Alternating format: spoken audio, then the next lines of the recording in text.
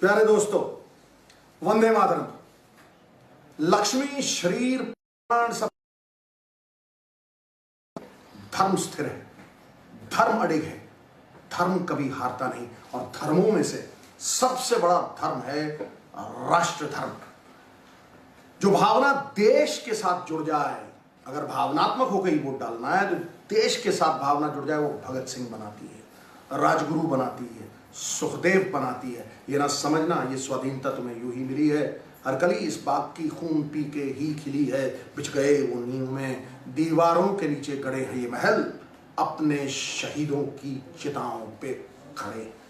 याद रखना, ये लड़ाई बुलेट की नहीं है, ये लड़ाई बैलेट की है। और तुम्हारा मुकद्दर तुम्हारे हाथ में है, तुम्हारा हक तुम्हारे हाथ। तुम अपना मुकद्दर खुद बनाओगे और बाद में उसे खूनी का नाम दे दोगे। सो इसलिए ये सोच के चलना कि छोटे छोटे छिद्र बड़े बड़े जहाजों को डुबो देते हैं।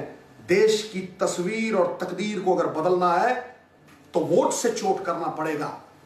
जो लोग आज झूठ की बुनियाद पे इलेक्शन लड़ रहे हैं, उन्हें सबक सिखाना पड़ेगा। जीत कौरवों की होगी या पांडवों की, धर्म की होगी या अधर्म की, यह आपके हाथ में है। छोटी सी चिड़िया जल लाती थी, जंगल की आग बुझाती थी। कौवा खड़ा था, कौवा कहने लगा, चिड़िया रानी समझता था तुझे बड़ी सयानी, लेकिन निकली तू नयानी। तेरी इस चोंच में जो पानी है इससे आग बुझने वाली है। तो उसने कहा, कौवे राजा, जंगल की आग का जब इतिहास लिखा जाएगा, मेरा नाम बुझाने वालों में आएगा, लगाने वालों में नहीं। आग लगी है इस देश में और बुझा सकते हो तुम। इस देश को सही हाथों में दे सकते हो तुम। It is choice and not chance that determines your destiny. तुम्हारे चयन पे निर्भर है कि ये देश किस तरफ जाएगा। सृष्टि को बदलना है तो दृष्टि को बदलना होगा। तुम दृष्टि अगर सही रखोगे तो इस देश की दशा बदल जाएगी। तो दोस्तों, हम तैयार हो, दाओ सवाल हो जाओ शुरू। गुरु दाओ सवाल। पहला सवाल मनु जैन का है, क्या देश में भटकाने बरगलाने झूठ की राजनीति हो रही है? Give a lie a 24-hour start and truth will never be able to catch it. ये मोदी साहब समझते हैं कि एक झूठ को 100 बार बोलो तो झूठ सत्य हो जाएगा। क्या कौवा हंस की चाल चल लेगा? क्या सत्य प्रताड़ित होकर पराजित हो जाएगा? कभी नहीं, कभी नहीं। यही शास्त्रों में लिखा है। और झूठ की राजनीति बड़ी साफ है। लोगों को बरगलाया जा रहा है, लोगों को भटकाया जा रहा है, लोगों को सही मुद्दों से दूर किया जा रहा है, भ्रमित किया जाता है। मृग तृष्णा, illusions of Mirages of hope. देखा है ना कि पानी यहां है, नहीं मिलता, फिर आगे जाओ, नहीं मिलता। यह है मृग तृष्णा। इस मृग तृष्णा में एक जंग की गूंज है। जंग के जामे में म्यूट हो रही है असली मुद्दों की आवाज। क्या है वो मुद्दे? 1 करोड़ 10 लाख जॉब्स एक साल में, 45 साल में नहीं हुआ। एक आदमी 10 लाख का कोट पहन के टोपियां पहना रहा है लोगों को, 15 लाख की है। वो किसी ने नहीं देखा। देखा है किसी ने? नहीं देखा। वो गुम हो गया है, वो लुप्त हो गया है, क्योंकि आवाज सिर्फ जंग की। उस शोरगुल में असली मुद्दों को डिफ्लेक्ट किया जा रहा है, रिवर्स फ्लिक मानी जा रही है। इससे भटकना मत, क्योंकि कितना भी बड़ा झूठ हो, एक झूठ को छुपाने के लिए 100 झूठ बोलना पड़ता है। और सत्य वो चीज है जिसके ऊपर कॉन्स्टिट्यूशन में लिखा है, सत्यमेव जयते। गांधी के पास क्या था? हाड़ मास का पुतला थे, कोई ढकेल देता ना तो गिर जाते। गांधी के पास धर्म था, सत्य था, और सत्य कभी हारता नहीं। इसलिए या बड़े ध्यान से सोचना कि जिस मुद्दे को लेके, जिस सब सही है कि हांडी दोबारा आग पे चढ़ेगी? क्या चढ़ सकती है? नहीं। या पहले इसका अनुभव कर चुके हो, क्योंकि दूध का जला लस्सी को फूंके मार मार के पीता है। क्या मिली है ऐसे लोगों से जिनकी फितरत छुपी रहे, नकली चेहरा सामने आए, असली सूरत छुपी रहे। ये असली सूरत जो है ये और ये देश सारा एकजुट होकर कह रहा है, कसमें वादे प्यार वफा। क्या मोदी किसी का नहीं है, सब झूठे नाते हैं, नातों का क्या। ये पल में तोला पल में माशा, ये गिरगिट की तरह रंग और मुद्दों को ही झूठ की बुनियाद है। और गुरु सावधान रहना, चेतावनी दे रहा हूं कि अगर कोई पोस्टर बॉय है, झूठ का पुलिंदा है, अगर कोई गपौड़ शंख है, देखा ना शंखनाद होता है, यहां कोई गपौड़ शंख है जो अपने गप से लपालप है, तो वो नरेंद्र भाई मोदी है। मैं ठोक के कहता हूं छाती, क्या 2 करोड़ नौकरियां मिली, क्या गंगा साफ हुई, ये मुद्दे हैं जो भड़काया जा रहा है जिन मुद्दों से। क्या ब्लैक मनी वापस आई है? क्या राजन लिस्ट का पता है? नहीं पता ना। ये सब बड़े मुद्दे हैं। वॉर इज ए कैमोफ्लाज, एक कैमोफ्लाज है, सियासत हो रही है उस पर, सियासत जवानों की लाशों पे सियासत हो रही है, उनके खून पे सियासत हो रही है, और ये सियासत नहीं होना चाहिए, सियासत नहीं होना चाहिए। अगला सवाल ठोको। आयुष मिश्रा का सवाल है, एक सर के बदले 10 सर लाने के वादे करने वाले क्या आज आतंकवाद पर लोग लगाने में सफल हुए हैं? वायदे और अंडे टूटने के लिए होते हैं, वचन निभाने के लिए होते हैं गुरु। रघुकुल रीत सदा चली आए, प्राण जाए पर वचन न जाए।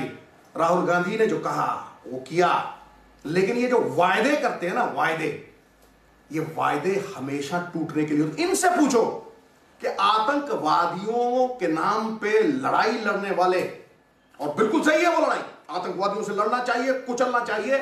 लोहा लोहे को काटता है, आग आग को काटती है, और सांप जब डंक मारता है तो उसका एंटीडोट सांप का विष होता है, वो सेरिडॉन से ठीक नहीं होता।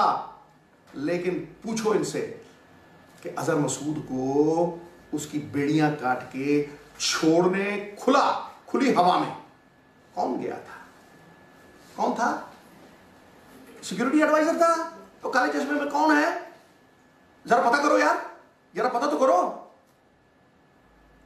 मोदी साहब की फोटोएं देखी थी, लेकिन किसी गरीब के साथ नहीं देखी। नीरव मोदी के साथ देखी थी मैंने, नीरव मोदी के साथ। हाँ बिल्कुल, जिधर की मौत आती है शहर की तरफ भागता है, नीरव मोदी की मौत आती है तो वो डेवोस भागता है।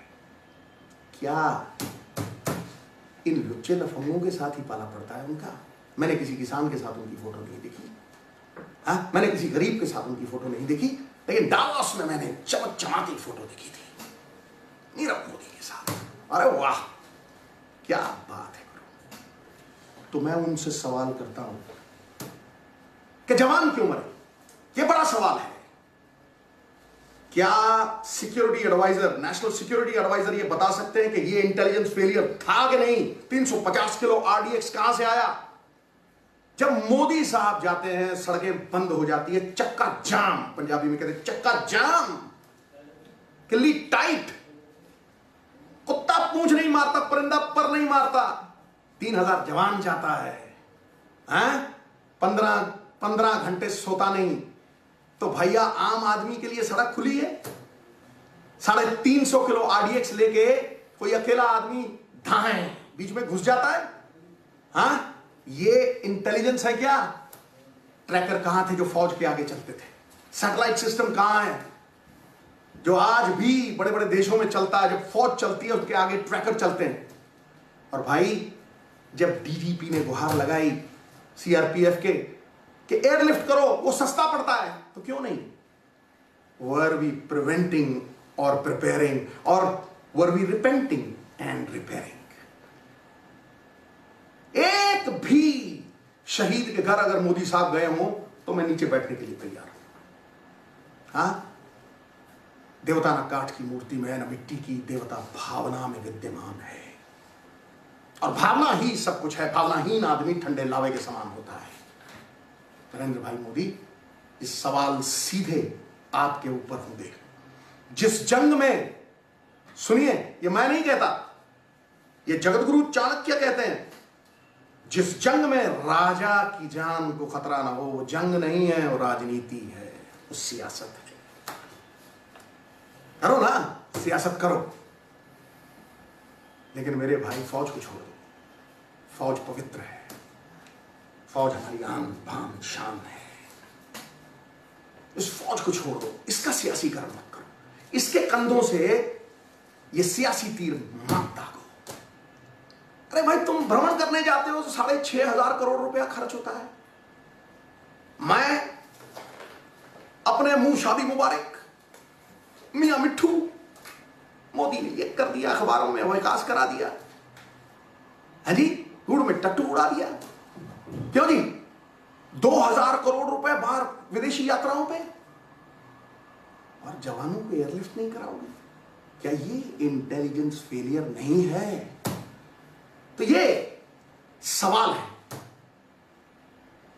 जिनका कोई उत्तर नहीं आया। बस एक सियासी तीर है, फौज का पॉलिटिसाइजेशन। इससे बड़ा क्राइम, इससे बड़ा पाप, जघन्य अपराध दुनिया में कोई हो नहीं सकता। और सवाल हर तरफ से आ रहे हैं, लेकिन सत्ता पक्ष को अगर कोई सवाल करता है तो वो एंटी नेशनल डिक्लेयर हो जाता है, क्योंकि जन्म सिद्ध अधिकार तो सिर्फ भारतीय जनता पार्टी का है। वही एक नेशनलिस्ट पार्टी है जो आतंकवादियों को उनके घर छोड़ के आती है। कौन रोक रहा था जब आप समझौता कर रहे थे उसे सजा देने के लिए? सारा देश आपके साथ है, आप लड़ो ना आतंकियों से, लेकिन जंग के जामे में सियासत मत करो, जवानों की शहादत पे सियासत मत करो, और फौज का सियासीकरण मत करो। अगला सवाल मनोज टाक माही जी ने पूछा है कि देश की सुरक्षा का मुद्दा है या चुनावी स्टंट? अरे वाह, दिल जीत लिया गुरु, बहुत ही अच्छा सवाल। नहीं, पहले जब आतंकी हमले हुआ करते थे ना, तो मेरे भाई तब रेजिग्नेशन मांगे जाते थे। आप देखिए, शिवराज पाटिल साहब और चीफ मिनिस्टर विलासराव देशमुख साहब, जब मुंबई अटैक्स हुए थे, तब वो दोनों रेजिग्नेशन देके चले गए थे। उसके बाद फिर दांतेवादा में 72 जवान शहीद हुए थे। चिदम्बरम साहब ने रेजिग्नेशन ऑफर किया था, सरदार मनमोहन सिंह ने एक्सेप्ट नहीं किया था। उन दिनों में जब आतंकी हमले होते थे तो रेजिग्नेशन मांगे जाते थे। आज जब आतंकी हमले होते हैं तो वोट मांगे जाते हैं। इससे बड़ा घिनौना अपराध कोई हो सकता है क्या? शायर लिखता है, सरहद पे बहुत तनाव है क्या? अरे जरा पता तो करो, चुनाव है क्या? वाह राहत इंदौरी साहब, आपने सागर को गागर में डाल दिया। एक लाइन में पर्दाफाश खोल ली, पोल खोल दी, नंगा करके खड़ा कर दिया। ये मैंने थोड़ा ना कहा है, ये मैंने तो एक शायर, और मैं वैसे ही शायर, मुद्दों से मत भटकाओ, क्योंकि कहीं ना कहीं इस जंग की गूंज में म्यूट नहीं कर पाओगे किसान को, जॉबलेस उसको, ब्लैक मनी को, मरे जवान मरे किसान, ऊंची दुकान फीका पकवान। क्या तुम नहीं गए थे पाकिस्तान में नवाज शरीफ साहब के पास बिन बुलाए जफ्फियां डालने? नहीं गए थे क्या? राहुल जी को कहते हो पोस्टर बॉय, क्या तुम नहीं गए थे भाई वहां बिन बुलाए? और किस किस के पांव छू के आए? तुम प्रधानमंत्री हो, बिन बुलाए कहीं भी जा सकते हो, कुछ भी कर सकते हो। हाँ, तुम करो तो न्यारी लीला और हम करें तो कैरेक्टर ढीला। वाह गुरु वाह, तुम्हारी राजनीति बड़ी कड़क है। हाँ? तुम ही देशभक्त पैदा हुए हो, और तो दुनिया में कोई देशभक्त पैदा ही नहीं हुआ। इसलिए चेतावनी दे रहा हूं, बच के रहना रे बाबा, बच के रहना रे। इस देश की तुम पे नजर है, जो पब्लिक है ये सब जानती है, कुछ छुपा नहीं है। लोगों को नहीं भटका पाओगे, लोगों को भ्रमित नहीं कर पाओगे। 3 इलेक्शन क्या हार गए यार, इतना हड़बड़ा गए हैं? इतना हड़बड़ा गए कि ऐसे स्तर पे आ गए हैं? भाई तुम्हारी अपनी अलायंस पार्टनर पूछ रही है कितने आतंकवादी मरे। लोगों का अख्तियार नहीं, लोगों का हक नहीं। मार्टिर्स की धर्मपत्नी पूछ रही है कि तुमने रिवेंज लिया। हम सारे खड़े थे तुम्हारे साथ, पूरा देश खड़ा था तुम्हारे साथ। तो क्या हुआ? क्या हुआ? 56 इंच के सीने में क्या हुआ? अगला सवाल मिश्रा जी पूछ रहे हैं, राफेल की फाइल रक्षा मंत्रालय से चोरी कर चौकीदार ने अंबानी को क्यों दे दी? भैया ये सवाल सबसे बढ़िया है। मैं एक सीधे से ढंग से आपको ये बताऊंगा कि मुखौटा उतार लिया। ये जो मुखौटे के नीचे एक इंसान कहा करता था न खाऊंगा न खाने दूंगा, वो बेनकाब हो गया, पूरी तरह से उसका पर्दाफाश हो गया। क्योंकि 30,000 करोड़ अंबानी साहब को सीधा सीधा बेनिफिट हुआ। ये तो सरेआम खुलेआम सारी दुनिया बात करती है। 10 रुपए 11 रुपए का उनकी डूबी हुई 75-100 करोड़ की कंपनी का शेयर डसॉल्ट 1100 करोड़ में खरीदती है। और सबसे बड़ी बात है, डसॉल्ट से एमओयू वो पहले ही साइन कर लेते हैं, अभी यहां डील साइन हुई नहीं। क्या बात है, अंबानी साहब को पहले ही सारा कुछ पता है। जो नेगोशिएशन टीम है, इंडियन नेगोशिएशन टीम, उसको बाईपास करके प्रधानमंत्री का जो ऑफिस है वो डायरेक्ट नेगोशिएशन कर रहा है बगैर बैंक गारंटी के। गुरु कभी सुना था लाखों करोड़ बगैर बैंक गारंटी के कीमत 3 या 4 गुना बढ़ जाएगी? सही सवाल किया गुरु, सही सवाल। नेशनल सिक्योरिटी धंधा बन गई, नेशनल सिक्योरिटी बिजनेस बन गई, नेशनल सिक्योरिटी कमाने का साधन बन गई। और फिर आप ये कहोगे कि राफेल होता तो पता नहीं क्या होता। अगर मेरी चाची की मूछें होती मोदी साहब तो मैं उसे चाचा ना कहता। नो अगर मगर, no if no but, only Sidhu the Jatt. और मैं आपको कह रहा हूं कि अगर आप अगर मगर की बात करते हैं तो मैं कहता हूं कि अगर कांग्रेस होती तो तुम्हारे 36 जहाज नहीं 126 जहाज आते। और ये नेशनल सिक्योरिटी के साथ जो कॉम्प्रोमाइज हुआ है ये कभी नहीं होता। अरे तुम सारी दुनिया के सामने कहते हो माननीय प्रधानमंत्री साहब, the country is in safe hands.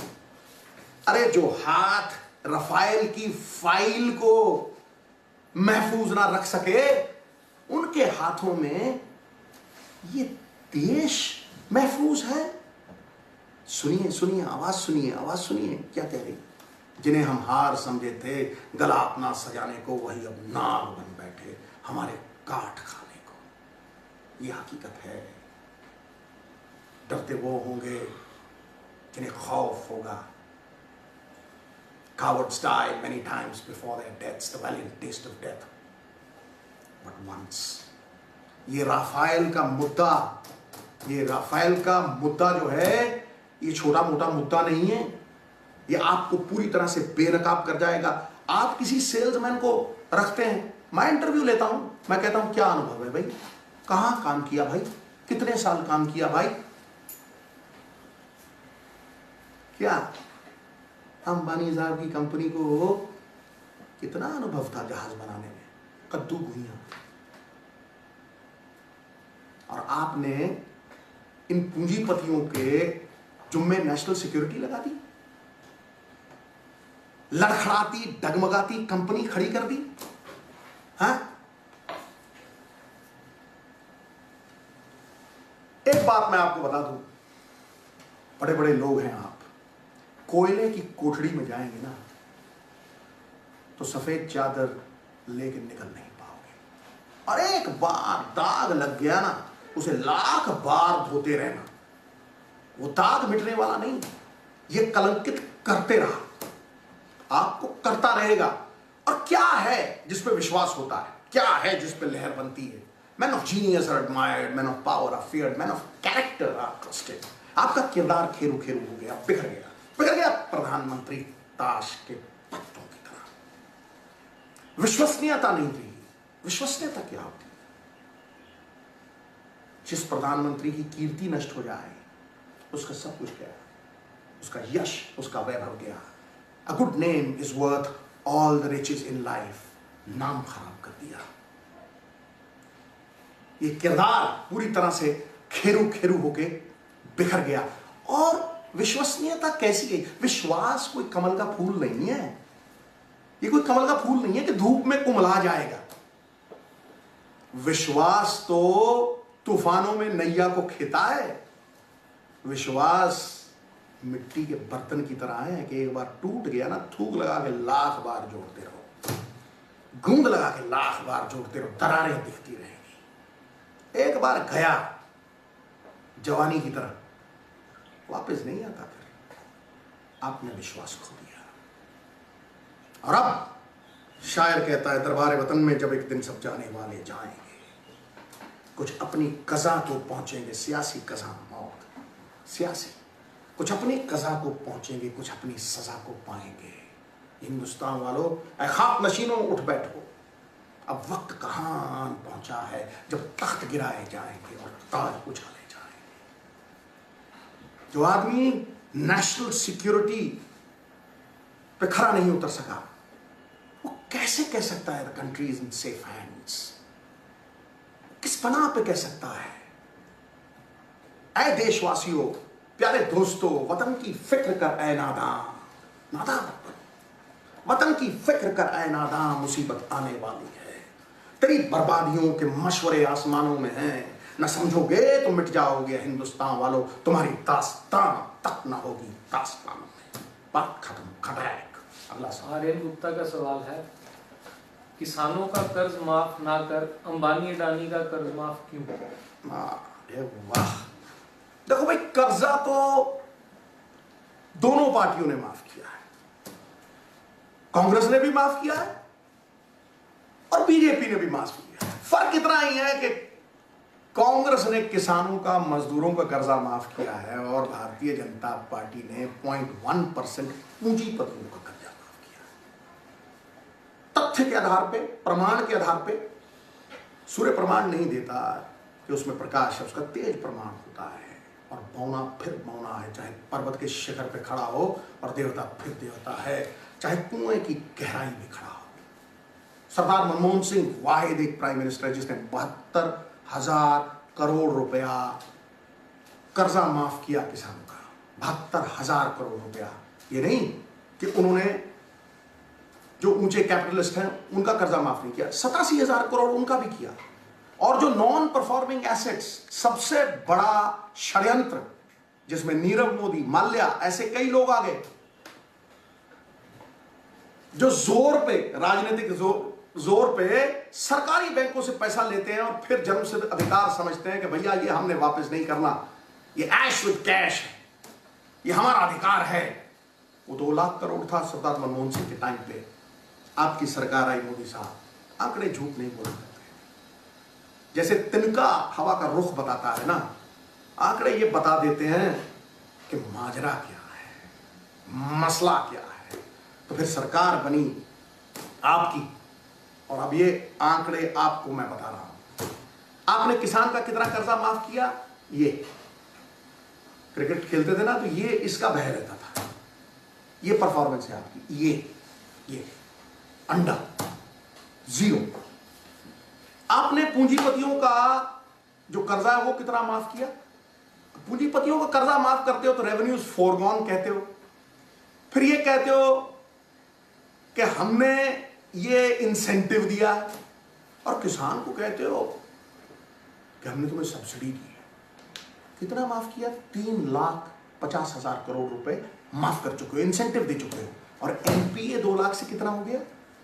11 lakh crore. 18 lakh crore रुपए 0.1% आबादी के आपने माफ कर दिए। मरे हुओं को मार रहे हो, किसानों को क्या दिया? मिट गया जब मिटने वाला, फिर सलाम आया तो क्या? दिल की बर्बादी के बाद उनका पयाम आया तो क्या? किसान अगर 2 लाख का कर्जा लेता है, ब्लैंक चेक लेते हो मोदी साहब आप?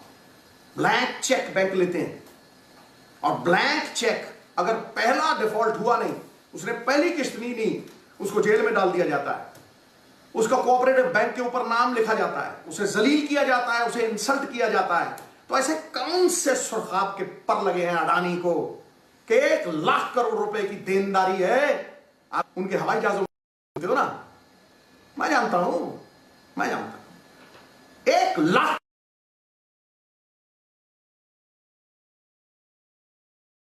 लगा के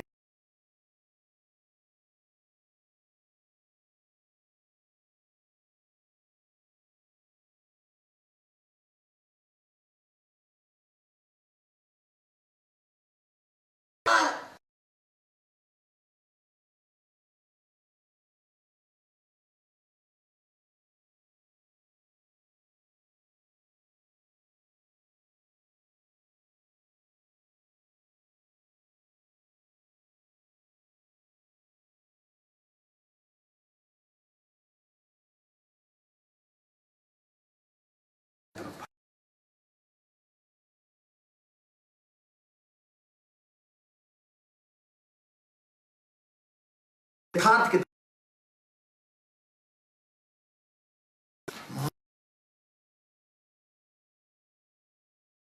1080 99 1 लाख करोड़ के करीब ये अडानी साहब, अनिल अंबानी 45,000 करोड़।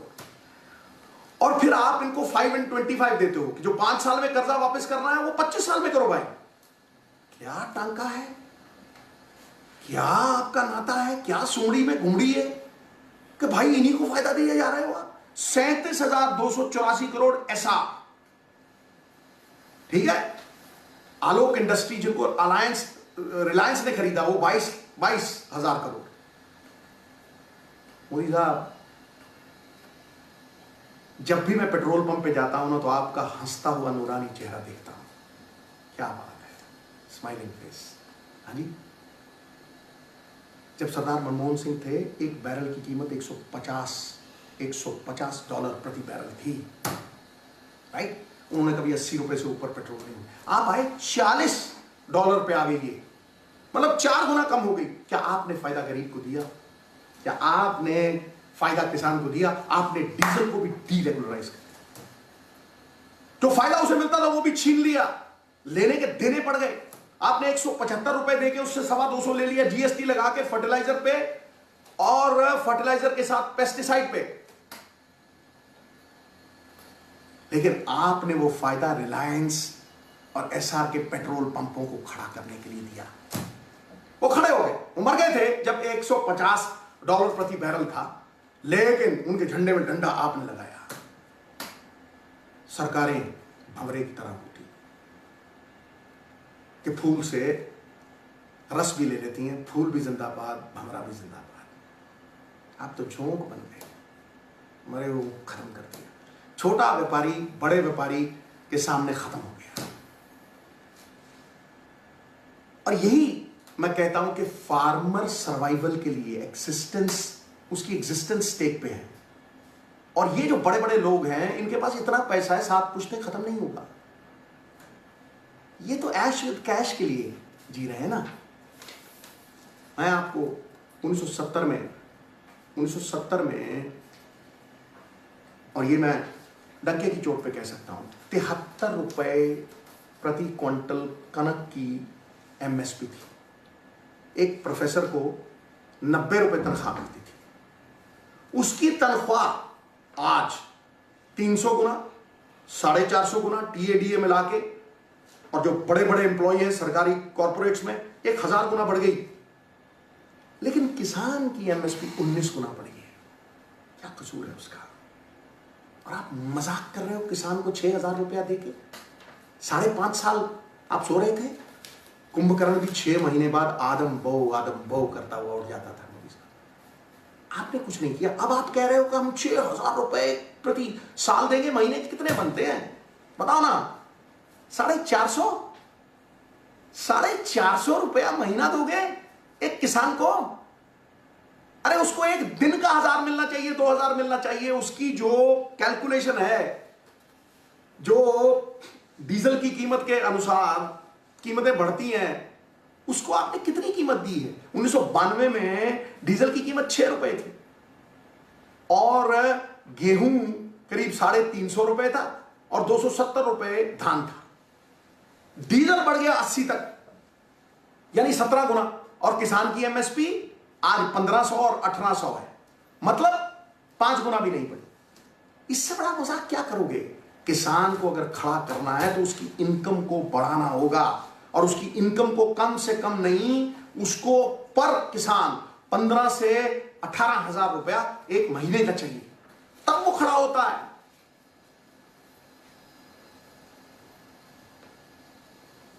किस गुनाह की सजा दे रहे हैं आप? अन्नदाता को आपने भिखारी बना के खड़ा कर दिया। जो बुनकर कपड़े बनता था, उस बुनकर को आपने नंगा करके खड़ा कर दिया, और जो मकान बनाने वाला बढ़ई है उसे बेघर करके खड़ा कर दिया। किस गरीब के हुए आप? 5% आपके बजट का हिस्सा, पता नहीं कितने लाखों करोड़ है, वो 5%, 0.1% आबादी के लिए रेवेन्यूज फोरगॉन, इंसेंटिव करीब 2 लाख करोड़ रुपए हर साल देते हो आप, आज भी दे रहे हो, लेकिन सुमड़ी भी गुमड़ी है। और किसान को 70% आबादी को 2%, 2% के, यह इंसाफ है आपका? अमीर का चराग जलने दो, गरीब की झोपड़ी जलने दो। अमीर की पौ 12 आपकी सरकार में, गरीब के 3 काने। नहीं, नहीं, नहीं, ये इंसाफ नहीं है। अन्नदाता है, अन्नदाता को उसका बनता हुआ सम्मान मिलना चाहिए। और ये मेरे सवाल हैं। इंसान वो होता है जो कहता है वो करता है। ये राहुल गांधी है कि 10 दिन के अंदर 3 स्टेटों में जो कहा था वो किया। कहनी और कथनी में कोई फर्क नहीं, खटाए पूरा, चलो करके दिखाओ। और मिनिमम इनकम गारंटी 100 सुनार की टुक टुक टुक टुक टुक टुक टुक और 1 लोहार। Not only strike while the iron is hot, but make it hot bye striking. That is a good strike. ये तो हुई ना भावना जो जुड़ी गरीब। आपने उन्हें बेबस कर दिया, लाचार कर दिया, मजबूर कर दिया।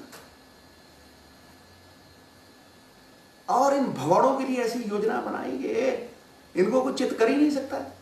ना इनके कोई ब्लैंक चेक, ना इनको कोई पूछने वाला, ना इनकी कोई अकाउंटेबिलिटी, ना इनको कोई जवाबदेही। No comments. वाह वाह जी वाह, वाह जी वाह। चलो खैर, चलो खैर। या खून पसीना करके दिखा, या तान के चादर सोता जा। ये नाव तो चलती जाएगी, तू हंसता जा यार, रोता जा। अगला सवाल मानसी आर्य जी पूछ रहे हैं, पिछले 5 वर्षों में पाकिस्तान से ज्यादा देश को ट्रोल आर्मी से खतरा रहा। मजबूरन बरखा दत्त जैसी मशहूर पत्रकार को शिकायत करनी पड़ी। आपसे भी ट्रोल आर्मी बहुत प्यार करती है, आखिर इनका मकसद क्या है? तो इनका मतलब है मैं शिकायत करूं? सुन गुरु, सुन सुन। शहंशाह, शाह और बहादुर, सच्चे लोग शिकायत नहीं करते, वो शिकस्त देते हैं। शिकस्त, करारी शिकस्त, जैसे 3 इलेक्शनों में दी। वो पोल खोलते हैं, वो बेचारे नहीं बनते। Sympathies for the weak and the weak go to the cooking pot. कीचड़ को धोने की अपेक्षा में उससे दूर रहना अच्छा। इग्नोर करता हूं मैं ये जो कंप्यूटर वॉरियर्स है ना, कीबोर्ड वॉरियर्स। ट्रोल पुराना हो गया, हम नया निकालेंगे कुछ। इनका नाम है कीबोर्ड वॉरियर्स, और इनके साथ है कमांडो कॉमिक चैनल्स। ओ बवाल उठा दिया, ओ कर दिया। चीखने चिल्लाने से कुछ नहीं होता, कि चीखने से सत्य झूठ में बदल जाएगा। Noise proves nothing. Even a hen while laying an egg cackles as if she's laying an asteroid. They are like golden drums. Make a lot of noise, but there's nothing inside but air. समझे ना? इनसे कुछ फर्क नहीं पड़ता, लेकिन फर्क एक चीज से पड़ता है कि तुम लोगों की सच्चाई की लेजिटिमेसी को खत्म करना चाहते हो। जो सत्ता पक्ष को सवाल करता है वो तुम्हें भाता नहीं, उसे एंटी नेशनल डिक्लेयर करते हो। तुम डेमोक्रेसी नहीं एक डिक्टेटरशिप हो। तुमने लोकतंत्र को गुंडा तंत्र, डंडा तंत्र, भय तंत्र, तुम भय देते हो लोगों को, तुम गाली देते हो लोगों को। बरखा दत्त तो एक छोटा सा एग्जाम्पल, और बहुत लोग हैं। तुम गाली देते हो उनको, तुम भयग्रस्त करते हो उनको, तुम जेल में ठोकते हो उनको, और तुम गोलियां बरसाते हो। लेकिन इसका जवाब एक ही है, courage. And courage is contagious. ये मेरी चिट्ठी में लिखा था। रोहित वेमुला, नजीब, गौरी लंकेश, हमारे वहां इंस्पेक्टर जो अपनी बेटी की आबरू बचाने आया था, उसकी गोली मारी गई छाती में और तांडव किया गया उसके ऊपर। छबील के पीछे खड़े होकर गोलियां बरसाई गई। ये वो लोग हैं जिन्होंने लोकतांत्रिक भावनाओं का हनन किया है। ये बख्शे नहीं जा सकते। आप एंटी नेशनल किसी को भी बोल देते हो, ऐसा नहीं होगा मोदी साहब। ये लोकतंत्र जो है ना, ये अब तुम्हारी बेड़ियों से होगा स्वतंत्र। पहले अंग्रेजों से स्वतंत्र किया था, मेरा बाप लड़ा था। तुम सवाल करते हो ना नवजोत सिंह सिद्धू का, तुम्हें बताता हूं, सारी दुनिया जाने। मैं एक स्वतंत्रता सेनानी का बेटा हूं मोदी साहब। नाम सरदार भगवंत सिंह सिद्धू, गदरी, कीर्ति गदर पार्टी में। लीडर का नाम जिसके लिए काम करते थे, तेजा सिंह स्वतंत्र। लाहौर में लाल किला अखबार निकालते थे। फुटबॉल खेलते हुए एक बार, राजाओं की फैमिली से हम, फुटबॉल खेलते हुए एक बार दादा के पास आए। दादा ने कहा, राजाओं का नमक खाना है। भगवंत, अंग्रेजों के खिलाफ तुम्हारी आवाज नहीं उठी। फुटबॉल के जूते पहने यूं वैसे ही निकल गए। खालसा कॉलेज लाहौर में, मेरे पिता ने खालसा कॉलेज लाहौर में 3 महीने साबुन नहीं देखा मोदी साहब। आपको बताना जरूरी है, क्योंकि आप बड़े बवाल कराते हो, पीठ पीछे वार करते हो, किसी को भी एंटी नेशनल कहते हो। जिस क्लास में पढ़ते थे उसी में ट्यूशन देते थे। सवेरे लाल किला अखबार निकालते थे। तेजा सिंह स्वतंत्रता साहब के लिए काम करते थे, गदरियों की पार्टी में थे। वो गदरी जो देश के लिए लड़ते थे, सवेरे 4:30 बजे पकड़े गए। अंग्रेजों ने सजाए मौत सुनाई, to be shot by the firing squad. जूड़ा बांध के 3-3 दिन खड़ा रखते थे। जब नींद आती थी बाल खींचते थे, नाखून खींच के नमक डालते थे, घूम के पोतड़े मुंह पे लगाते थे। आधे सेकंड में बंदा बेहोश हो जाता था। ये मेरे पिता थे। तसीहे झेले, उफ तक नहीं की। और मोदी साहब, हिम्मते मर्दा मददे खुदा। जब वो वक्त आया कि his execution was to be implemented, 3 दिन पहले रानी का जन्मदिन हुआ, किंग्स एमनेस्टी हुई। 700 कैदियों में से 7 छोड़े गए, पर्ची डाल के। उस पर्ची में मेरे बाप का नाम था। आए और कांग्रेस में 40 साल रहे। सबसे पहले एमएलए बने, एमएलसी बने। और उनका दोस्त था एक नंद कुमार। उन्हें कहा, भगवंत सिंह क्या देशभक्ति में पड़ गया है, कारखाने लगा, 4 पैसे कमा। तो उसने कहा, बात तो तेरी ठीक है मित्र, मैं पैसे बहुत कमा लेता, पर पेड़ों से ही छाया होती, समाज सबको गिरा देता। कितने ही धनी हो चले गए, कौन किसी का नाम लेता। कैसे बनती मेरे गुरु की वाणी, अगर बाबा नानक हट्टी लगा लेता। कोई गोदरा कराने वाला सरदार भगवंत सिंह सिद्धू के बेटे को सवाल करने लायक नहीं है, जिसका नाम लोया जट साहब के खून से रंगा हो। अब वो कौन नाम है दुनिया जानती है, ये पब्लिक है, ये सब जानती है, मैं नाम नहीं लूंगा। वो सवाल सिद्धू को नहीं कर सकते, क्योंकि सिद्धू सिद्ध है, सत्य पे खड़ा है, और उसका प्रमाण तुम नहीं दोगे, वो लोग देते हैं जिन्होंने 5-5 इलेक्शन जिताए हैं।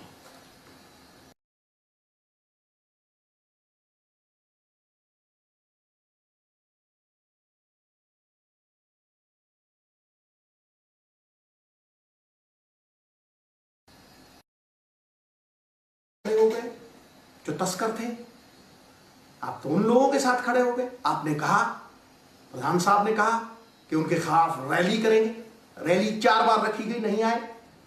रैली कैप्टन अमरिंदर सिंह ने की। क्या वो सही था? जो आपको सवाल करे एंटी नेशनल है, आप सब चीजों में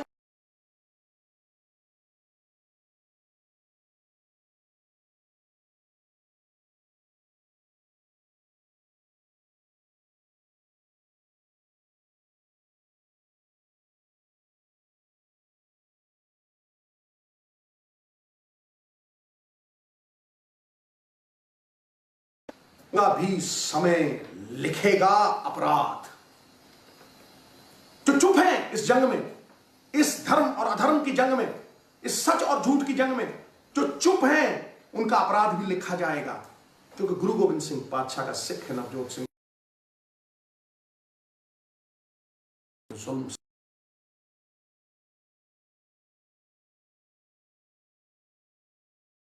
उठेगी।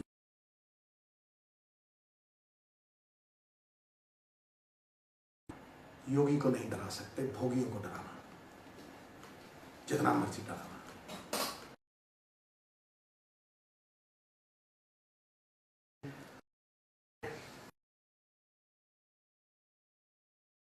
आई थी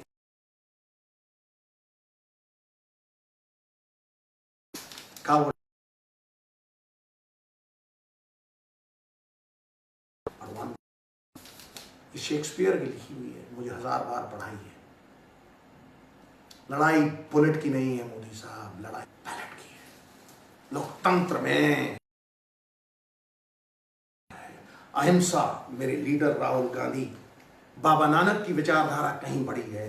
आपसी भाईचारा सिखाती है, सेकुलरिज्म सिखाती है, discrimination resonates and that is the spirit of the constitution। उस spirit को नहीं तोड़ पाओगे, अंबेडकर साहब की उस spirit को नहीं तोड़ पाओगे।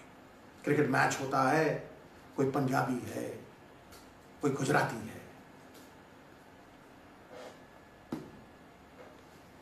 कोई कन्याकुमारी में देख रहा है, लेकिन हम सब हिंदुस्तानी हैं।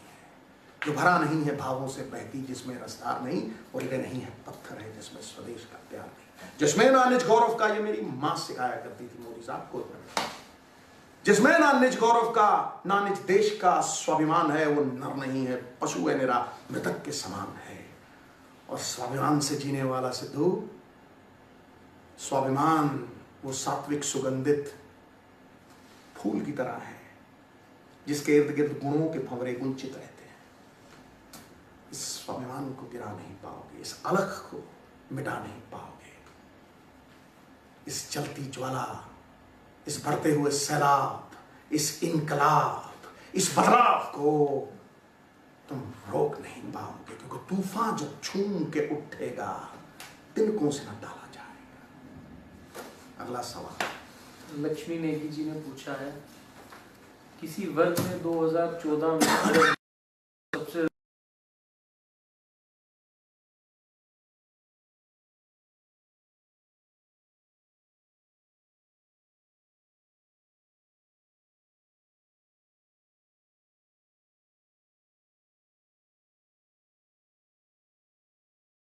NS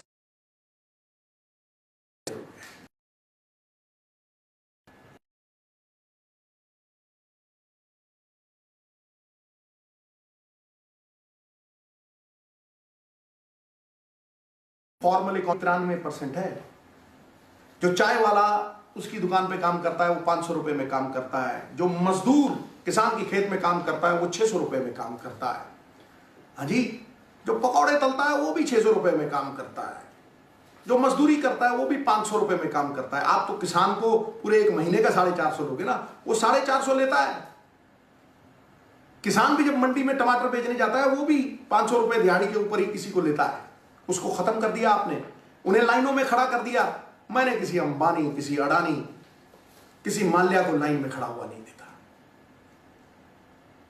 4 दिन कतार में, 4 दिन की जिंदगानी, 2 कतार में, 2 इंतजार में। कितने लोग मरे मोदी साहब, कौन जिम्मेवार है? 93% लेबर है और 80% बिजनेस जो है वो इनफॉर्मल इकोनॉमी का। आपने कहा ब्लैक मनी जो है वो देश में है, तो 99.1% वापस कैसे आ गई?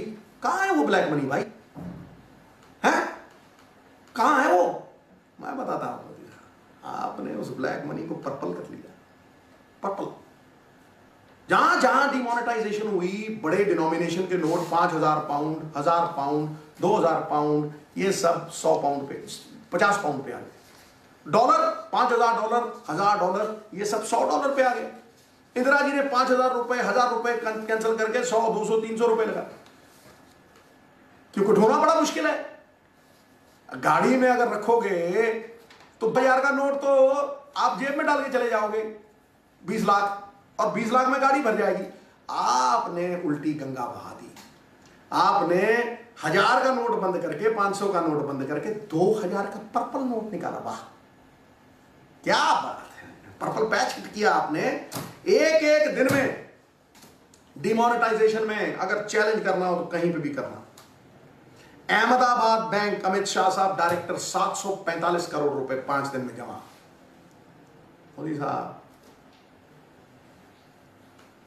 सोचना चाहिए कि अगर 5 दिन में 745 करोड़ रुपए और 2.5 लाख से ज्यादा जमा नहीं कर सकते तो एक दिन में 12,000 लोगों को 2.5 लाख रुपया जमा कराना पड़ेगा। अगर 12 लोग एक दिन में थूक लगा के गिनते हैं वो नोट, 12 लोग एक दिन में जमा करा देना, मैं टांगों के नीचे निकल जाऊंगा।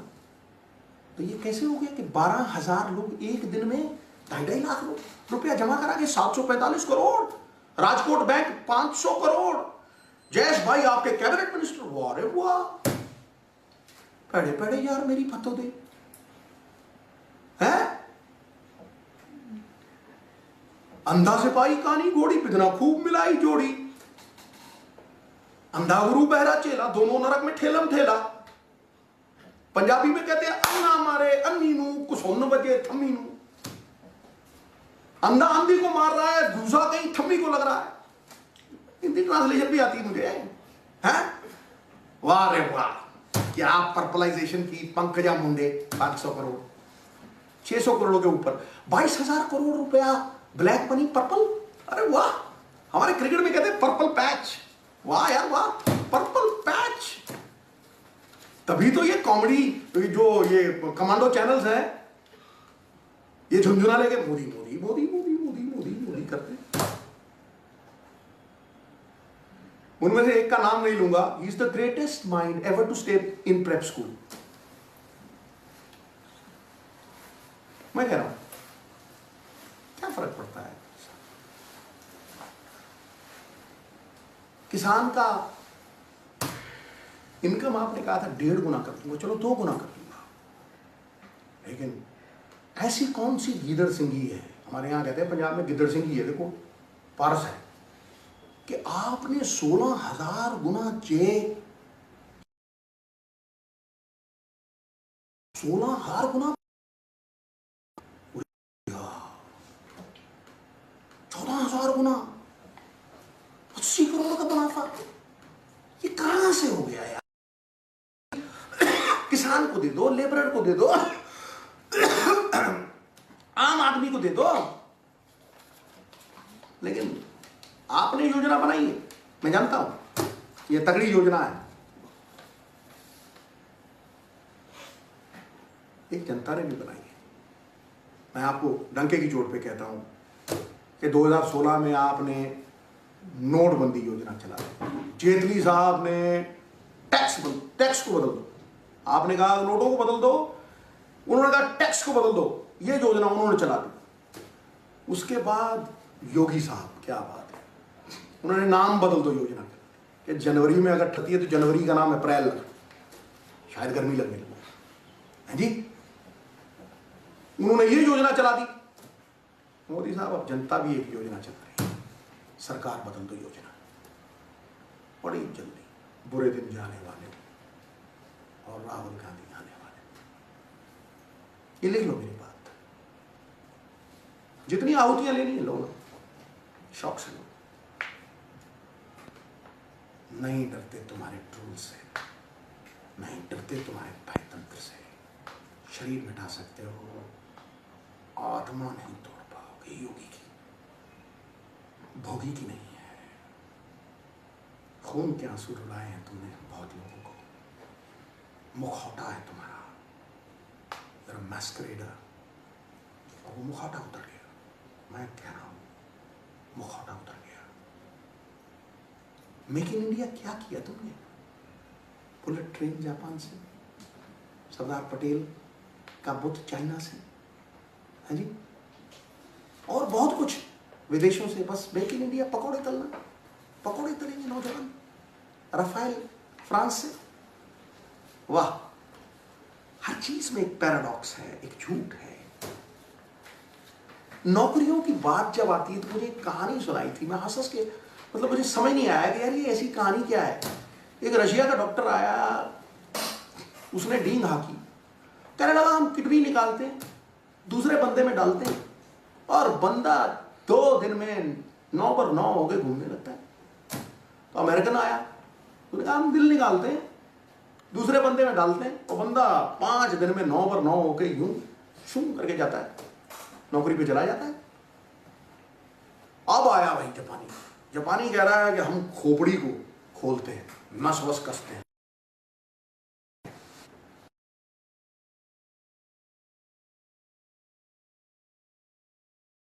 अब छोड़ो यार, तुम सब फेल, जीरो। हमने 4.5-5 साल पहले एक प्रधानमंत्री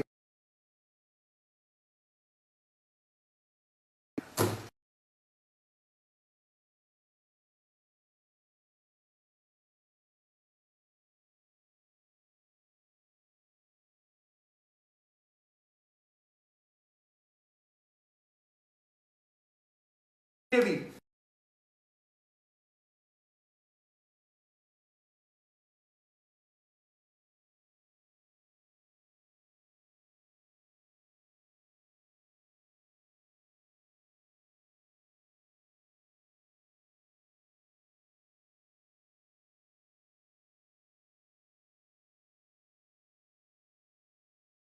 पैंतालीस साल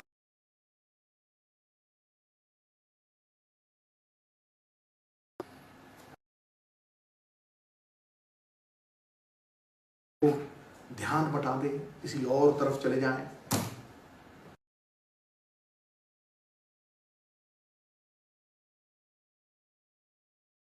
लाकर रहे हैं।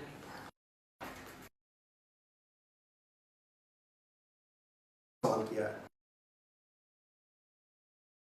मैं आपको जो विंग कमांडर्स, बड़े बड़े जर्नैल हैं, उनकी बात बताता हूं। वो कहते हैं कि आज भी हमारी एयरफोर्स फ्लाइंग कॉफिन उड़ा रही है। ये जो मिग विमान है, ये 70 में खरीदा गया था और 90 में इसकी मियाद पूरी हो गई थी। It's called the flying coffin. कितने लोग धराशायी हो गए, उड़ते ही नहीं है। 200 से अधिक जाने चली गई, 500 एक्सीडेंट हो गए, लेकिन वो जहाज नहीं बदले। और फिर उसके ऊपर आप ये कहते हो कि अगर राफेल होता तो क्या होता। मैं कहता हूं अगर कांग्रेस होती तो फिर राफेल जहाज भी होता और 36 ना होता, 126 होता। और यही सत्य है, कड़वा चाहे हो, लेकिन यही सत्य है। क्योंकि कांग्रेस ने 126 जहाजों के लिए नेगोशिएट किया था 500 करोड़ में, लेकिन अंबानी साहब को 30,000 करोड़ का मुनाफा देने के लिए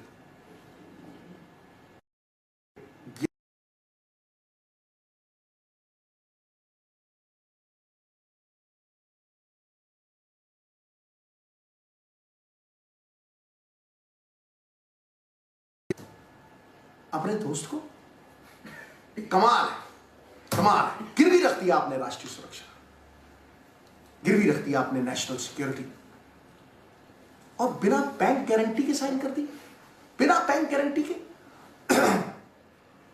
हजूर, देश की सुरक्षा को आपने धंधा बना लिया, धंधा, बिजनेस। भोली सूरत दिल के खोटे, नाम बड़े और दर्शन छोटे।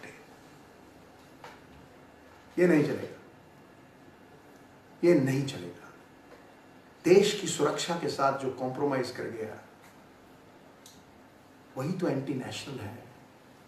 उसका मुखौटा उतरना चाहिए, सच देश के सामने आना चाहिए। और सबसे बड़ी बात, लो मोदी साहब, ये मेरे आज सारे दिन की सबसे बड़ी बात है, अमेरिका में इलेक्शन होते हैं, बहस होती, हिलरी क्लिंटन की ट्रंप साहब से हुई, बड़े बड़े प्रधानमंत्रियों की, अपने बराबर के लोगों की बहस होती है, और लोग फैसला करते हैं कि कौन सच है, कौन झूठ है, कौन ऊंचा है, कौन नीचा है।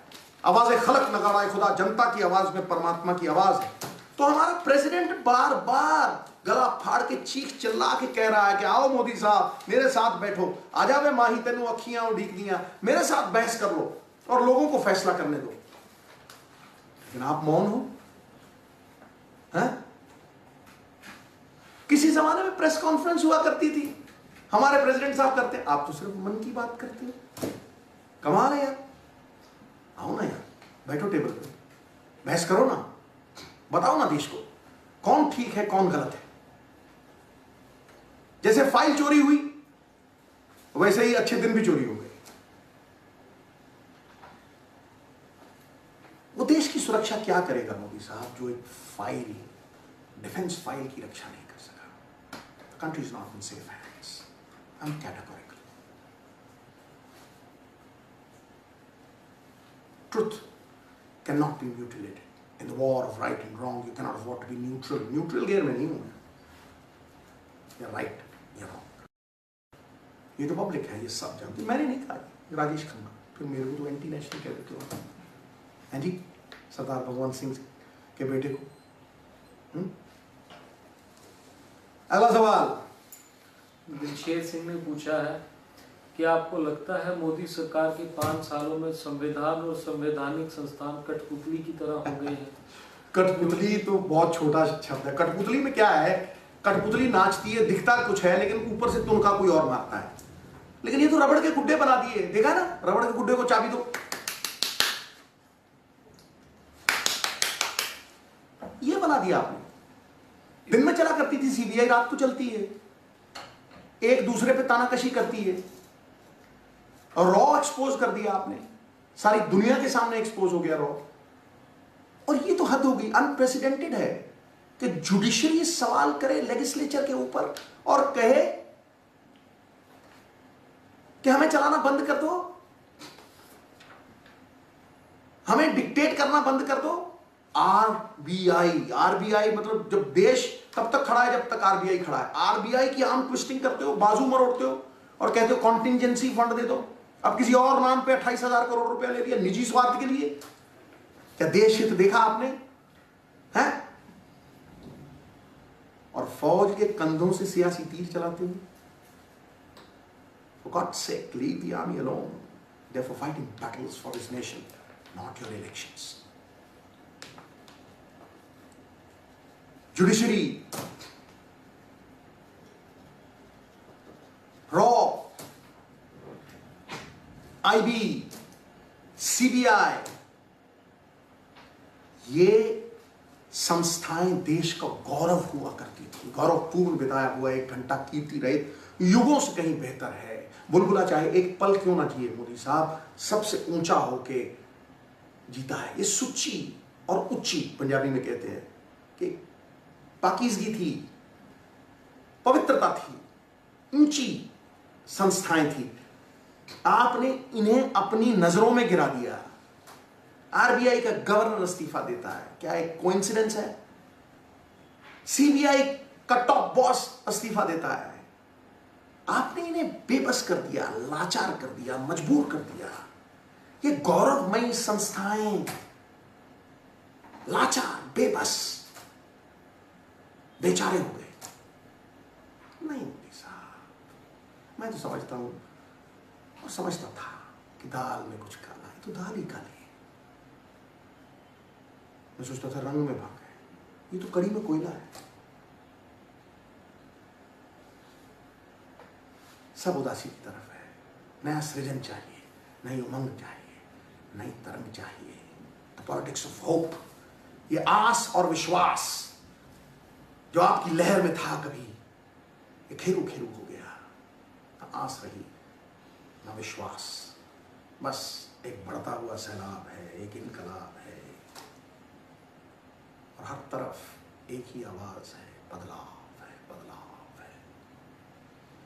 भाग भाग मोदी भाग, कि देश की जनता आती है सिंहासन दिलाती। खटैक।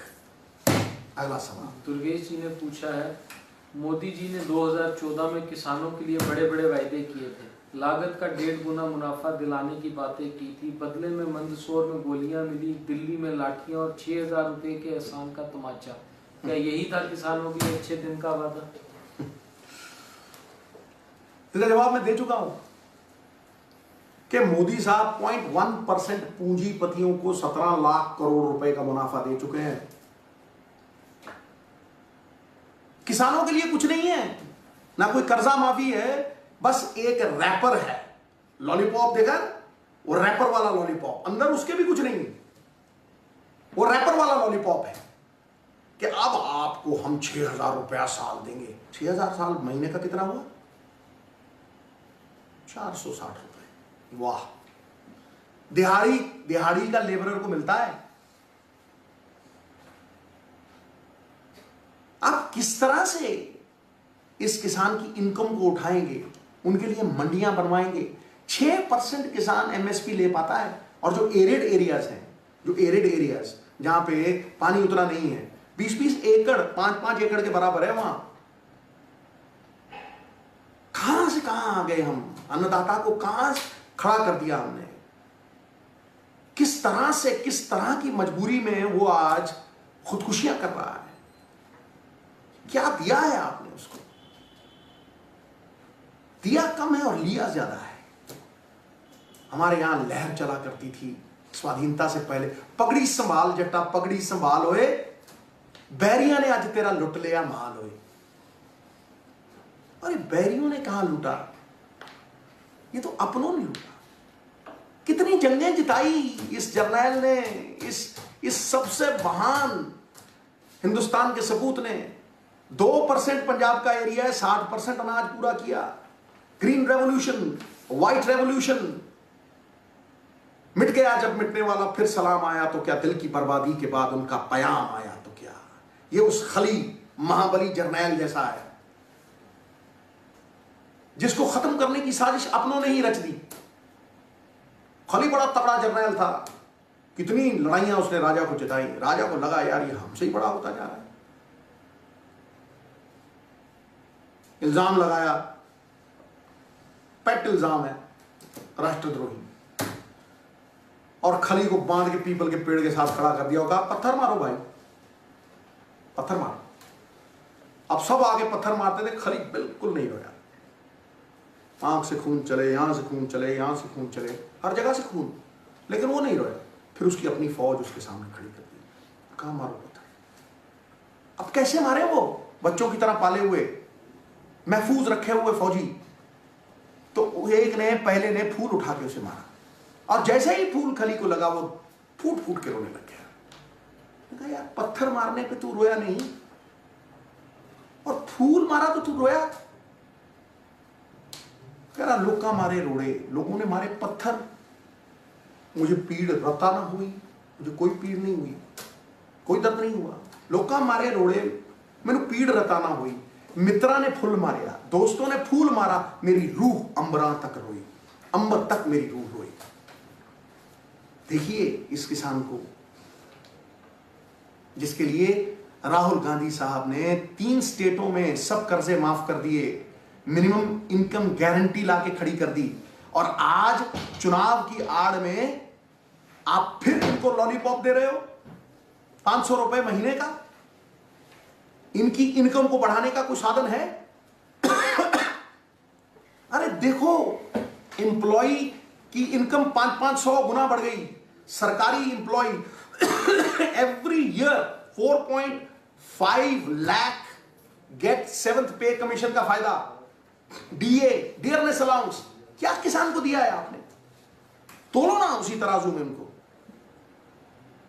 पगड़ी संभाल जट्टा पगड़ी संभाल, ओए पैरिया ने आज तेरा लुट लिया माल। होए अगला सवाल गुरु। उद्धव भट्ट ने पूछा है, आप भाजपा में भी रहे हैं और अब कांग्रेस में हैं, दोनों दलों में आप क्या फर्क देखते हैं? अरे वाह यार, इसका सवाल मैं पहले भी दे चुका हूं भैया। मेरी कोई भाजपा से दुश्मनी नहीं थी। 10 साल एक पार्टी में 3 चुनाव जीता था, लेकिन वो पार्टी डाकुओं के साथ खड़ी थी, तस्करों के साथ खड़ी थी, पंजाब को लूटने वालों के साथ खड़ी थी, हिंदू सिख भाईचारे के नाम पे एक स्वांग रच रही थी, बड़ी बड़ी डोनेशंस जा रही थी।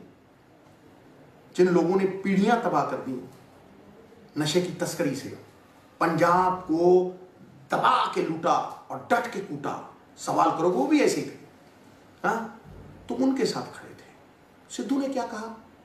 सिद्धू ने यही कहा कि मैं इन तस्करों के साथ नहीं खड़ा रहूंगा, मेरी आत्मा गवाही नहीं देती।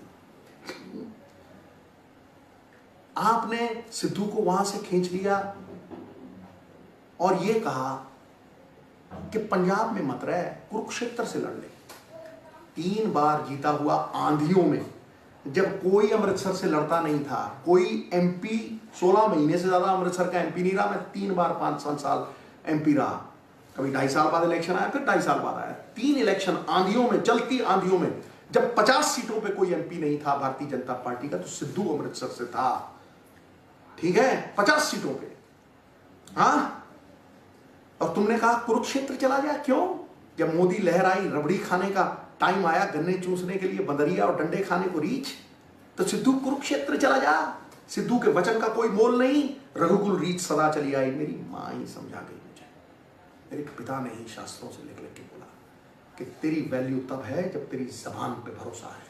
अमृतसर में खड़ा होकर अंजलि में जल लेके कहा था कि जब तक रहूंगा अमृतसर में रहूंगा, यहीं से चुनाव लड़ूंगा और अमृतसर के कंधों पे ही जाऊंगा। ये मेरा वचन है, ये मेरी अग्नि परीक्षा है और ये मेरी घोर प्रतिज्ञा है। कैसे फिर जाता सिद्धू अपने वचन से? राजनीति में आया था to raise the image of the ugly politician. उन लोगों को कैसे बिट्रे कर देता, लेकिन क्यों? क्योंकि बादल साहब कि नूं हरसिमरत को मंत्री कैसे बनाते जब 4थी बार सिद्धू जीतता वहां से।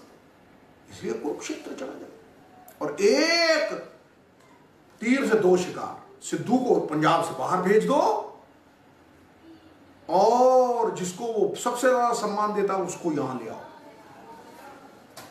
और उसको यहां से इलेक्शन लड़ा दो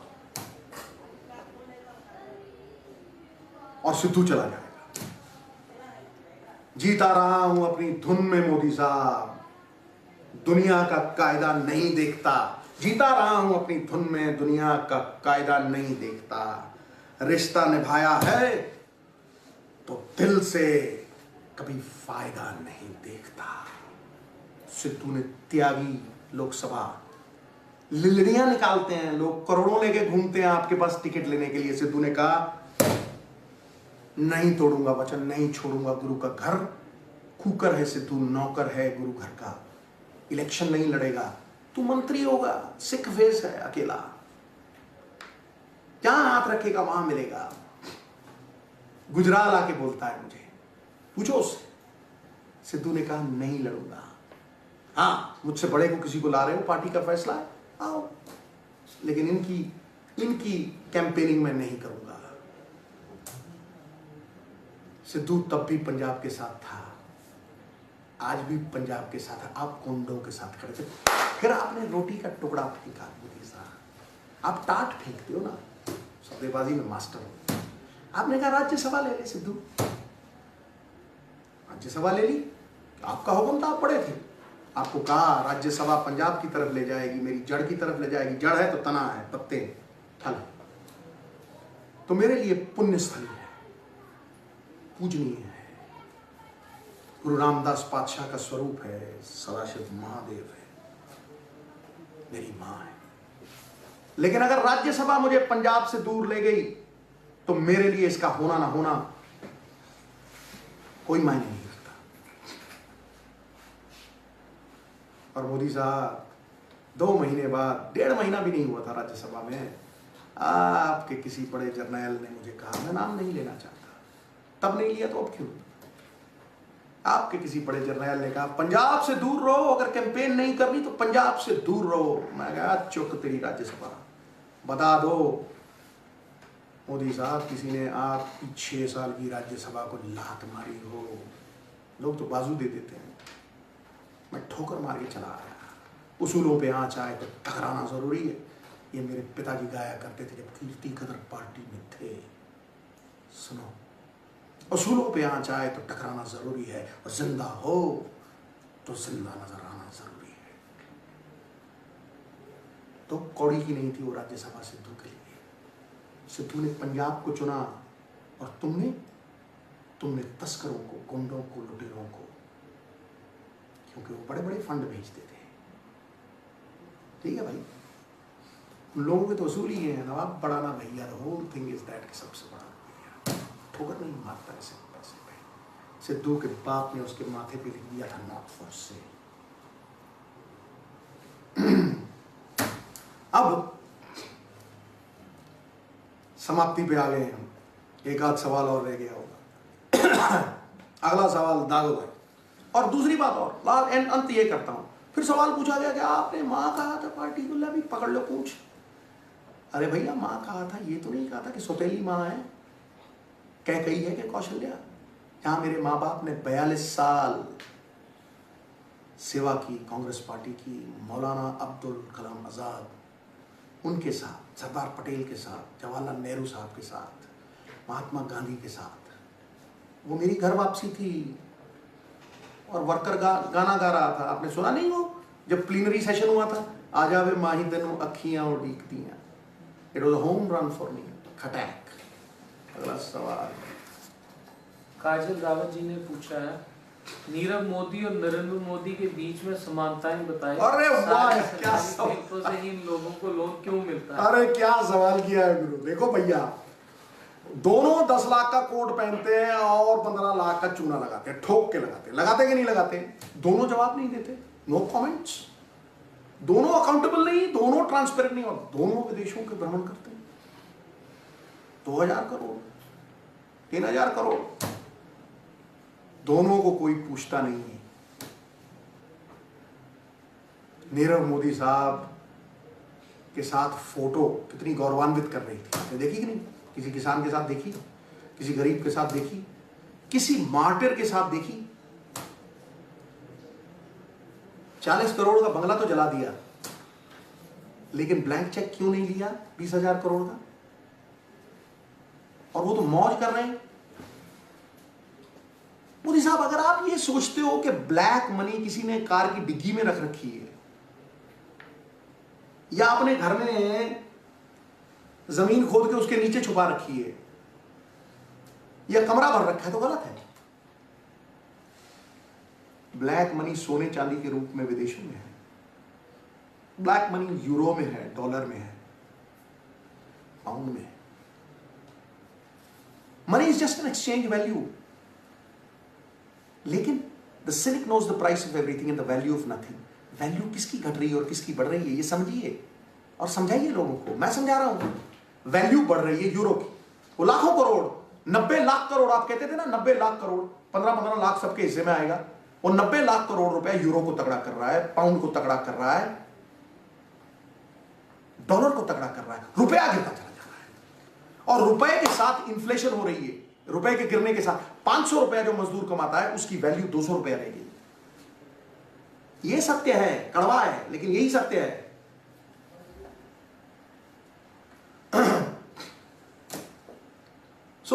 नीरव मोदी साहब, और मोदी साहब एक नेशनल बैंक को चूना लगा रहा है, एक नेशन को चूना लगा रहा है, हर तरफ घपला ही घपला है। मैंने सुना था राम नाम की लूट है, लूट सके तो लूट, लेकिन यहां तो लोगों के खून पसीने की कमाई की लूट है, लूट सके तो लूट, खुली छूट, लूट सके तो लूट, तुम अरबपतियों को खुली छूट,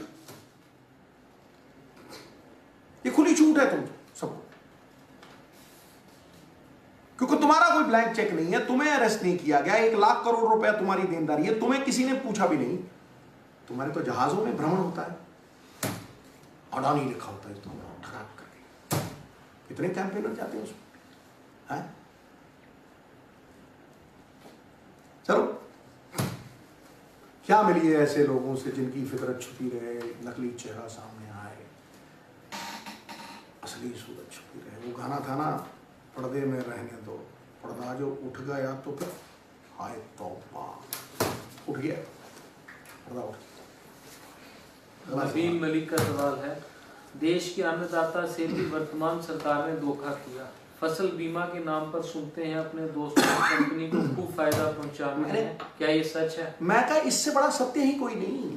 31,000 करोड़ की बीमा योजना थी, 31,000 करोड़ से किसान को सिर्फ 15,000 करोड़ मिला और 16,000 करोड़ रुपया बिरला, टाटा, अंबानियों की जेब में गया। ये तो सत्य है, इसमें कोई दो राय ही नहीं है। 16,000 करोड़ रुपया बजाज, टाटा, रिलायंस, ये प्राइवेट इंश्योरेंस कंपनियों के, पहले सूबे की सरकारें करती थी और वो सही करती थी, वो बड़े सस्ते रेटों में करती थी। LIC सरकारी कंपनियां थी ना, LIC ऐसी कंपनियां करती थी। प्रीमियम जो है वो 350% बढ़ गया, आप सोच के देखिए जरा। और क्लेम किसान को मिला कितना? 0.42, मतलब 350% बढ़ के अमीर अरबपतियों को और किसान को 0.42।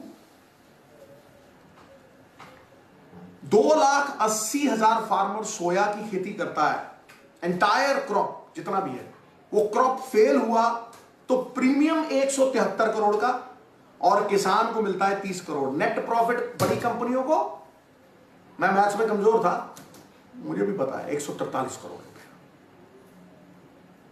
किसान की मेहनत, रिलायंस का मेवा, 10% सेवा, 90% मेवा, खत्म। रोहित डोगरा का सवाल है, देश की जनता राहुल गांधी को क्यों चुने?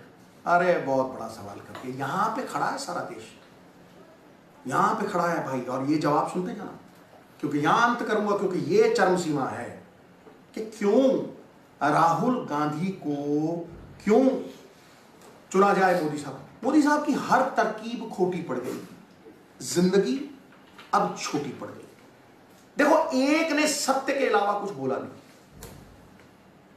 और दूसरे ने झूठ के अलावा कुछ कहा नहीं। एक जांचा परखा खरा, जो कहा वो किया, दूसरे ने जो कहा उसमें से कुछ भी नहीं किया। आप देख लो, 2 करोड़ नौकरी, बुलेट ट्रेन, गंगा साफ, ब्लैक मनी 15 लाख रुपए। राहुल भाई ने 3 स्टेटों में जाके कहा था कि 10 दिन के अंदर तीनों का कर्जा माफ होगा, ठाक करके 3 दिन नहीं पड़ने दी। और बाकी भी मिनिमम गारंटी स्कीम और जो रोजगार की स्कीम है वो भी इंप्लीमेंट कर दी और कह दिया कि 4,500 रुपया भत्ता मिलेगा जिसके पास नौकरी नहीं है।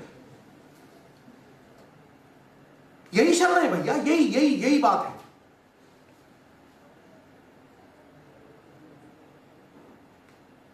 चंद्रमा तारामंडल में बैठ के अपनी बड़ाई हाँकता है, लेकिन जब सूर्य उदय होता है ना, तो चंद्रमा और तारों के तेज फीके पड़ जाते हैं। सूरज प्रमाण नहीं देता कि उसमें प्रकाश है।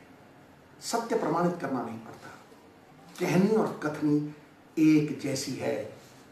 और सोना आग में डालोगे तो काला नहीं पड़ता, और संवरता है और निखरता है।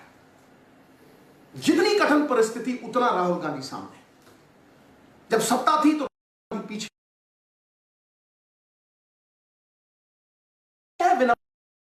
है नम्रता, किसमें है इंसानियत, किसमें है अहंकार। देखो ना, जो अडवाणी साहब के नहीं हो सके वो किसके क्या होंगे। देखो उस विनम्रता को, देखो एक लोकतांत्रिक असूलों पे खड़ा है, एक कहता है सबको आवाज उठाने का हक है, लोगों की आवाज, लोगों की सरकार, लोगों के वास्ते। दूसरे ने लोकतंत्र का गुंडा तंत्र बना दिया, भय तंत्र बना दिया, ट्रोल तंत्र बना दिया, और ट्रोल तंत्र के साथ साथ डंडा तंत्र बना दिया। हमारी मानोगे तो सही हो, और नहीं मानोगे तो बम निकाल देंगे, जेल में भिजवा देंगे, गोली चलवा देंगे। कितने प्रमाण दो? गौरी लंकेश, बरमूला साहब, नजीब, कितने उदाहरण दूं मैं, मतलब कितने ही ऐसे जर्नलिस्ट हैं जिनको नौकरियों से निकलवा दिया। वो अपने प्राइवेट चैनल खोल के, लेकिन वो हारे नहीं, उनकी आवाज आज भी गूंज रही। एक नेता है, दूसरा अभिनेता है, ड्रामा अभिनेता ठगा, जो दिखता वो है नहीं। Skim milk masquerades the screen, things are seldom as they seem. एक परिवार ने 4 गांधी दिए, जवाहरलाल नेहरू, उसके बाद गांधी जिन्होंने 2 कर्तव्य पथ पे जान गवा दी, सोनिया गांधी, दूसरी 3 मोदी दिए, नीरव मोदी भगोड़ा, ललित मोदी अंटी संटी, और तीसरा बैठ गया अंबानियों की गोदी। ये फर्क है गुरु, इसको जरा ध्यान से। एक बात करता है 99% हिंदुस्तान की, किसान की, मजदूर की, गरीब की, दूसरा बात करता है 0.1% पूंजीपतियों की। प्रमाणित कर चुका हूं, प्रमाणित कर चुका हूं। एक 6,000 करोड़ रुपए लगा के अपने मुंह से शादी मुबारक करता है, अपने मुंह मियां मिट्ठू बनता है, और दूसरा ब्लैक बेल्ट है लेकिन किसी को पता नहीं। निर्भया के भाई को पायलट बना चुका है, किसी को बताया नहीं, किसी को पता नहीं, मुझे भी नहीं बताया, लेकिन जब पता लगता है तो दंग रह जाता है। विनम्र है, जो कहता है वो करता है, जांचा परखा खरा। बाबा शेक्सपियर पढ़ाया करते थे, वो कहते थे old order changeth, yielding place to new. एक नया है, नवीन है, सृजन है, उमंग है, तरंग है, नई सवेर है, और दूसरा बुझता हुआ चिराग है। क्यों? एक ही चीज है जवानी, जो जाके वापस नहीं आती। एक जवान है, नवीन है। We will preserve the old but know the new. जिसकी एक लिनियज है, एक चालाक है, चतुर है, गेम खेलता है, दूसरा निडर है। उपनिषदों से बमगोले की तरह आने वाला यदि कोई शब्द है, अज्ञान के समूह को मिटाने वाला यदि कोई शब्द है, तो वो है निर्भयता। एक निर्भय है, सवाल करता है सत्ता पक्ष को कि मसूद अजहर को कौन छोड़ के आया था। गली में, मोहल्ले में, शाल में, नुक्कड़ में कार्यकर्ता को बोलता है चौकीदार चोर है, और कुछ जिद्दू जैसा कहता है चौकीदार को कुत्ता भी चोर से मिल गया है, वेलकम करता है। ये है राहुल गांधी, यही विकल्प है। मैं मानता नहीं, मैं जानता हूं। लोकतंत्र को अगर महफूज रखना है और इन बेड़ियों से उसे स्वतंत्र करना है, ये बहुत जरूरी है। ये देश 56 इंच की छाती के अहंकार से नहीं चलेगा, राहुल गांधी के दरिया जैसे दिल से चलेगा, फराख दिली से चलेगा, गरीब की भलाई से चलेगा, उस भावना से चलेगा जो हर वर्ग का सम्मान करना जानती है, जो जोड़ना जानती है, वो तोड़ना नहीं जानती, जो डंडा तंत्र गुंडा तंत्र नहीं जानती, सिर्फ लोकतंत्र को जानती है। He's a breath of fresh air.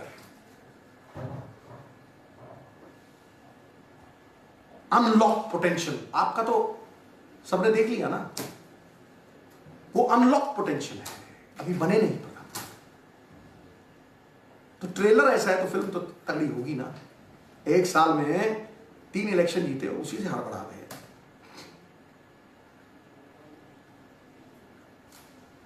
आई मानता हूं, चूने की छत को जितनी चोट लगती है उतनी तगड़ी होती जाती है। किरदार दर्शाया मुश्किल परिस्थितियों में, कच्ची ईंटें आग में डाल दो, पक के सॉलिड हो जाती है। सॉलिड हो भाई, सॉलिड, मानता हूं।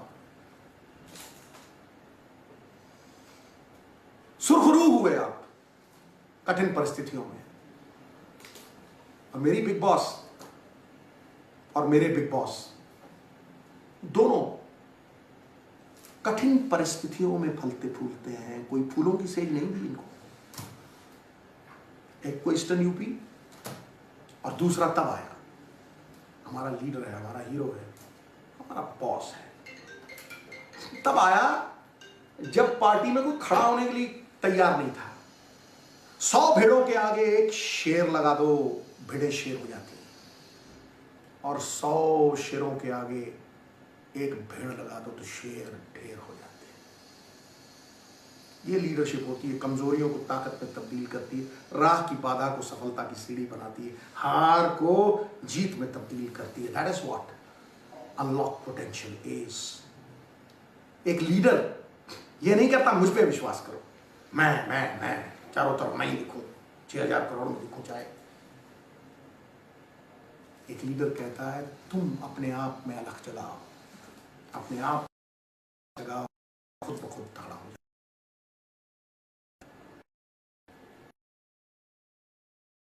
किसी ने दिए नहीं होंगे, लेकिन ये मेरा भी अनुभव है।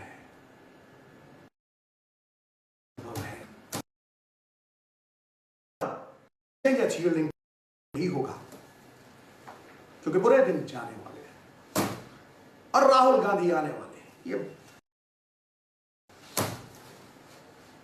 गुरु सर्दी जा रही और गर्मी आ रही,